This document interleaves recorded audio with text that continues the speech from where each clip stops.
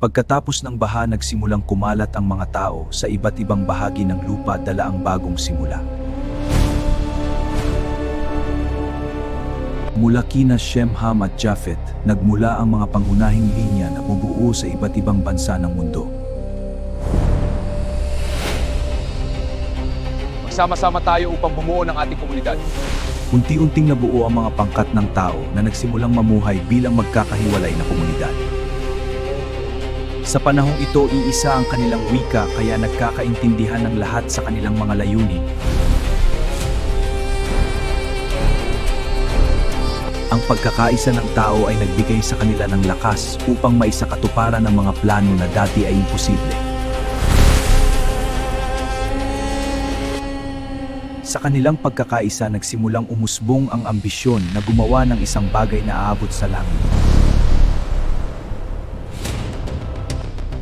Nabuo ang plano ng pagtatayo ng isang tore na magiging simbolo ng kanilang lakas at pagkakaisa.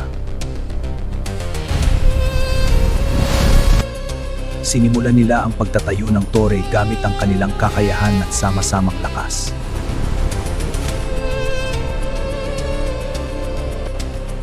Habang tumataas ang tore, lalo nilang pinaniniwalaan na kaya nilang abutin ng langit.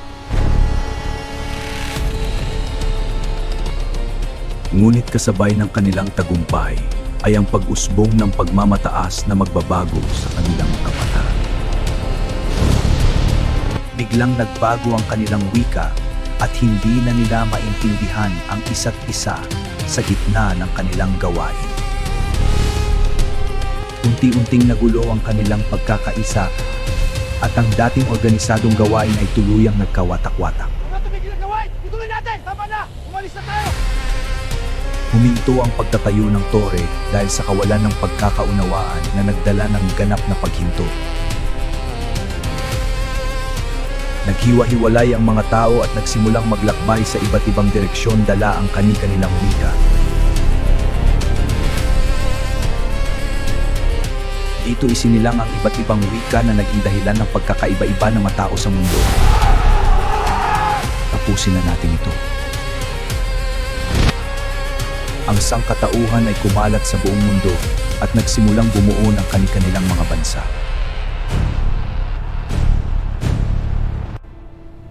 Ang Tore ng Babel ay naiwan bilang simbolo ng pagkabigo ng pagmamataas ng tao. Sa kabila ng pagkakawatak-watak, nagpatuloy ang kwento ng sangkatauhan mula sa iisang pinagmulan. Ang kasaysayan ay umiikot at ang bawat simula ay nagdadala ng bagong kwento para sa sangkatauhan. Pagkatapos ng Babel, ang mundo ay nahati sa maraming bansa at nagsimulang mawalan ng direksyon ang sangkatauhan. Ang pagkakaiba ng wika ay nagdulot ng distansya at ang tao ay unti-unting lumayo sa isa't isa. Sa gitna ng mundong ito, may isang lalaki na tatawagin upang magsimula ng bagong plano ng Diyos.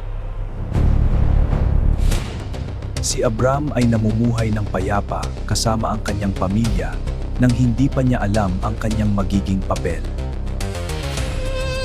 Sa katahimikan ng gabi, narinig niya ang tinig ng Diyos na tatawag sa kanya sa isang hindi inaasahang landas. Isang mahirap na desisyon ang kanyang haharapin kung susunod ba siya sa isang tinig na hindi niya nakikita. Sa kabila ng takot, pinili niyang sumunod at simulan ang paglalakbay na magbabago sa kanyang buhay. Kasama ang kanyang pamilya, sinimulan niya ang paglalakbay patungo sa lupang ipinangako ng Diyos.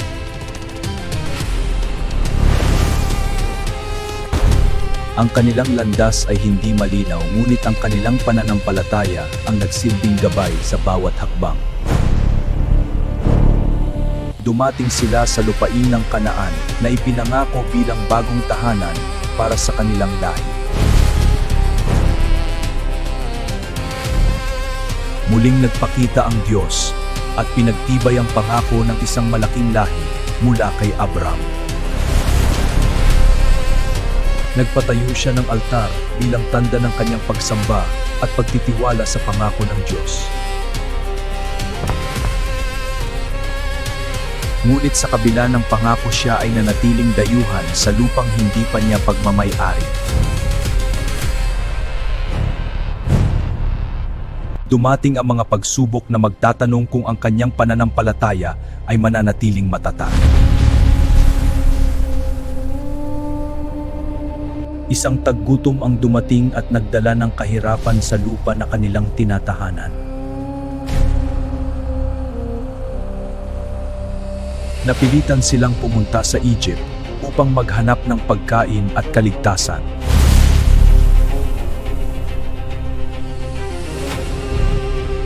Sa takot, gumawa siya ng desisyon na magdadala ng komplikasyon sa kanyang paglalakbay.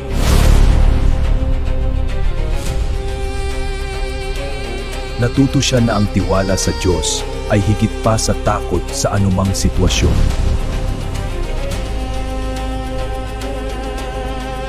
Sa kabila ng mga pagkakamali, nagpatuloy si Abram sa landas na itinakda para sa kanya. Habang lumalago ang kanilang mga ari-arian, dumami rin ang kanilang mga hayop at naging mas malawak ang kanilang nasasakupan. Dahil sa dami ng kanilang mga hayop, nagsimula ang alitan sa pagitan ng mga tagapag-alaga ni Abram at Lot. Upang maiwasan ang hidwaan, pinili ni Abram na maghiwalay sila ni Lot at maglakbay sa magkahiwalay na direksyon. Pinili ni Lot ang masaganang lupain na tila ba puno ng kasaganaan at mas madaling buhay.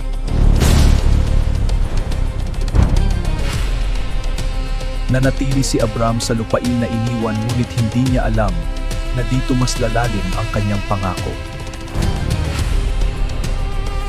Muling nagsalita ang Diyos at ipinakita kay Abram ang buong lupain na kanyang ipagkakaloob sa kanyang lahi.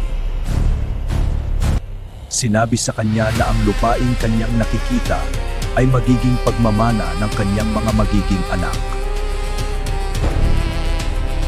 Ipinangako ng Diyos na ang kanyang lahi ay magiging kasing dami ng alikabok sa lupa na hindi mabibilang. Inutusan siyang lakarin ang lupain bilang tanda ng pagtangkap sa pangako na ibinigay sa kanya. Sa bawat hakbang, mas lalong tumitibay ang kanyang pananampalataya sa pangako na hindi pa niya nakikita. Sa ilalim ng kalangitan, ipinakita sa kanya ang mga bituin bilang simbolo ng kanyang magiging lahi. Sinabi sa kanya na kung mabibilang niya ang mga bituin, ganoon din karami ang kanyang magiging mga anak. Sa kabila ng imposibleng sitwasyon, pinaniwalaan ni Abram ang pangako ng Diyos ng buong puso.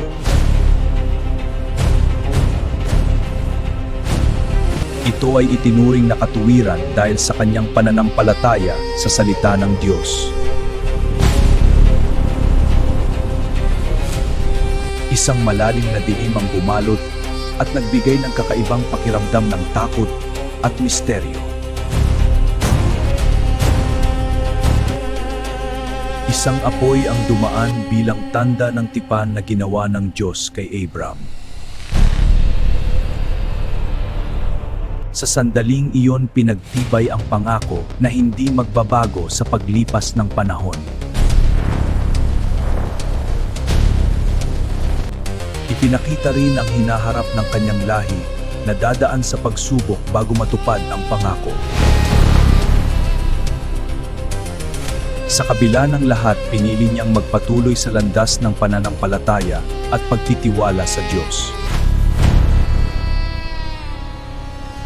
Habang lumilipas ang panahon, tumatanda sina Abram at Sarai, ngunit nananatiling hindi natutupad ang pangako ng isang anak. Unti-unting pumapasok ang pagdududa dahil tila imposible ang pangakong magkaroon ng anak sa kanilang katandaan. Abram, Kailangan natin kumilos na upang matupad ang pangako. Sa kagustuhang matupad ang pangako, gumawa sila ng sariling paraan upang makamit ang ipinangako ng Diyos. Ibinigay ni Sarai ang kanyang alipin na si Hagar kay Abram upang magkaroon siya ng anak sa pamamagitan nito. Isinilang si Ishmael bilang bunga ng kanilang sariling desisyon, ngunit hindi ito ang pangakong tinutukoy ng Diyos. Ang kanilang desisyon ay nagdala ng komplikasyon sa loob ng kanilang sambahayan.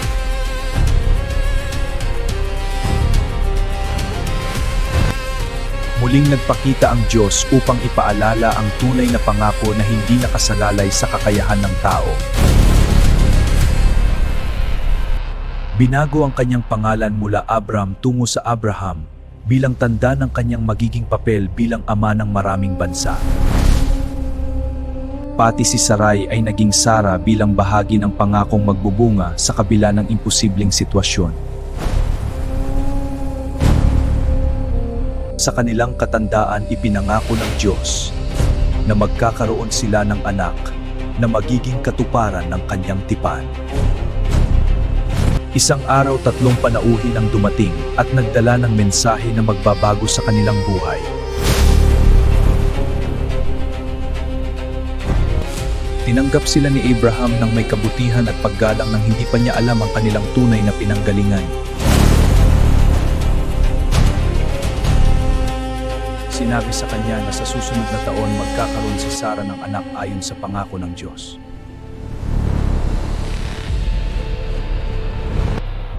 Natawa si Sara sa loob ng kanyang sarili dahil tila imposible ang mangyari sa kanyang katandaan. Ngunit ipinaalala na walang imposible sa Diyos at ang kanyang salita ay tiyak na matutupad. Lumipas ang panahon at unti-unting lumapit ang katuparan ng pangako na matagal nilang hinihintay. Ang kanilang tahanan ay napuno ng kagalakan dahil sa anak na matagal nilang hinintay. Sa kabila ng kanilang katandaan, nagsimulang maganap ang himala na ipinangako sa kanila.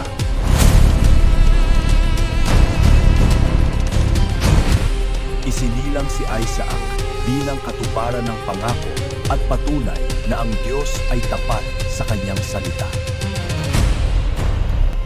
Ang kanilang tahanan ay napuno ng kagalakan dahil sa anak na matagal nilang hinintay.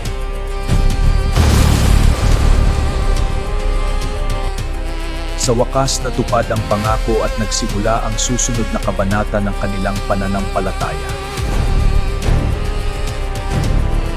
Isang gabi muling tinawag si Abraham ng Diyos at ibinigay ang isang utos na susubok sa kanyang pananampalataya. Inutusan siyang ialay ang kanyang anak na si Isaac bilang handog sa bundok na ituturo sa kanya. Sa katahimikan ng gabi, hinarap niya ang pinakamahirap na desisyon na susubok sa kanyang buong pagkatao. Kinabukasan, sinimulan nila ang paglalakbay patungo sa bundok, dala ang kahoy at ang mabigat na lihim. Sa loob ng 3 araw naglakbay si Abraham habang dala ang bigat ng utos na hindi niya maipaliwanag. Sa wakas nakita nila ang bundok na itinalaga bilang lugar ng pagsubok sa kanyang pananampalataya. Iniwan niya ang mga kasama at nagpatuloy silang dalawa ni Isaac patungo sa lugar ng paghahandog. Nasaan po ang handog para sa Diyos? Huwag kang mag-alala, anak. Ang Diyos ang maghahanda.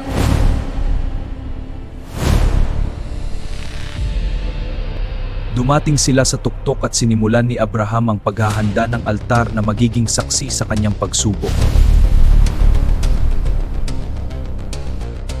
Sa sandaling iyon, inilagay niya si Isaac sa altar bilang paghahanda sa utos na kanyang susundin.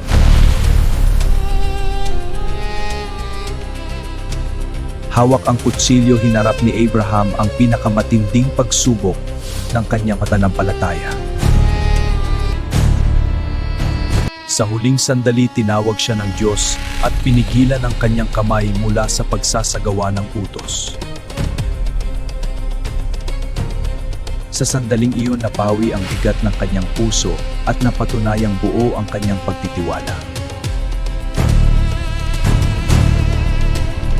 Isang hayop ang nakita bilang kapalit na handog na siyang inilaan ng Diyos para sa pagkakataong iyon.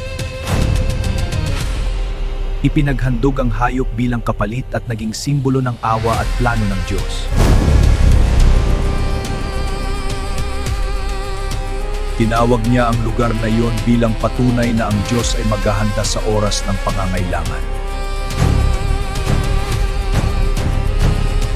Muling pinagtibay ng Diyos ang kanyang pangako dahil sa katapatan ni Abraham sa kabila ng matinding pagsubok. Ipinakita ang hinaharap kung saan ang kanyang lahi ay magiging kasing dami ng bituin sa kalangitan. Magkasama silang bumaba ng bundok dala ang bagong pag-unawa sa pananampalataya at pagtitiwala sa Diyos. Sa pagsubok na iyon napatunayan na ang tunay na pananampalataya ay handang sumunod kahit sa pinakamahirap na utos. Pagkatapos ng pagsubok, bumaba si Abraham at Isaac dala ang bagong lakas ng pananampalataya sa kanilang puso. Sa kanilang katahimikan, mas lumalim ang kanilang ugnayan at ang kahulugan ng kanilang karanasan.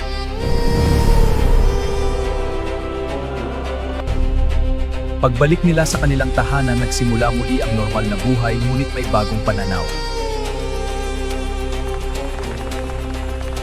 Lumipas ang panahon at si Isaac ay lumaki bilang tagapagmana ng pangakong ibinigay kay Abraham.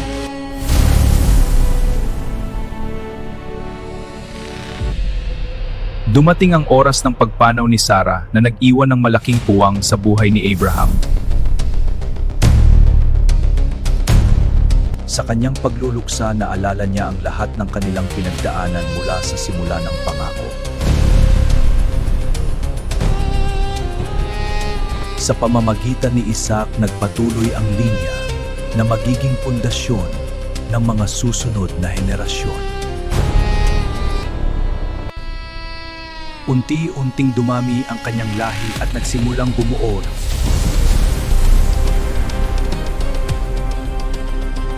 Ang pangako ay patuloy na lumawak at naging realidad sa bawat henerasyon na sumunod.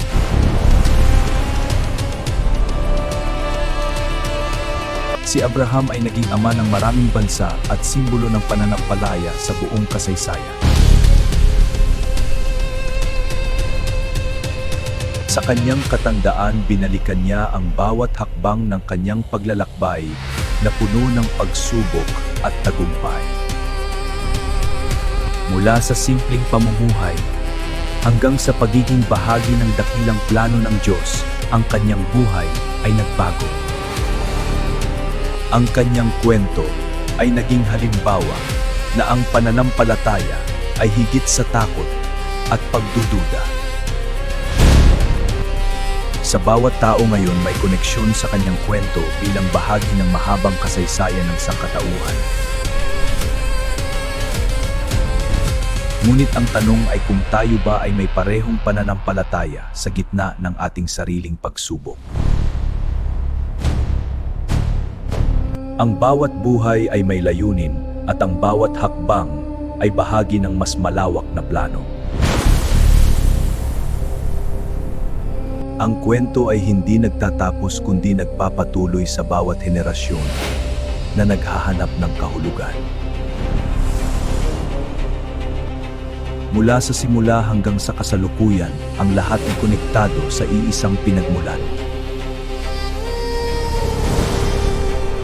Sa huli, ang kwento ni Abraham ay paalala na ang pananampalataya ay nagsisimula sa isang hakbang ng pagtitiwala.